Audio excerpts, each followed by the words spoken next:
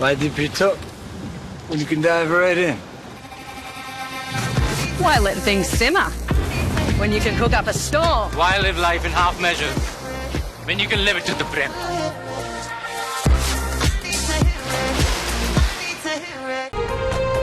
చంద్రబాబు ఢిల్లీలో పర్యటిస్తున్నారు. కేంద్ర మంత్రి నిర్మలా సీతారామన్తో భేటీ అయ్యారు.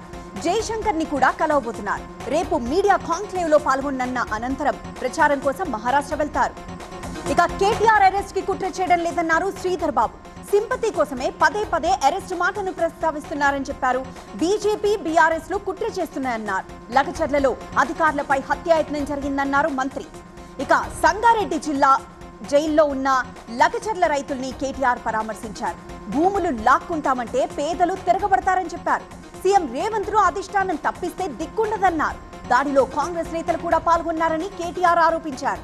ఇక రేవంత్ రెడ్డిపై కిషన్ రెడ్డి ఆగ్రహించారు. తెలంగాణను వదిలేసి మహారాష్ట్రలో ప్రచారం ఏంటన్నారు. కాంగ్రెస్ బీఆర్ఎస్ డిఎన్ఏ ఒక్కటేనని చెప్పారు. కేసీఆర్ బాటలోనే రేవంత్ పాలన కూడా సాగుతోందని విమర్శించారు ఆయన. ఇక దేశవ్యాప్తంగా కార్తీక పౌర్ణమి వేడుకలు జరుగుతున్నాయి. శైవ క్షేత్రాలకు భక్తులు పోటెత్తుతున్నారు.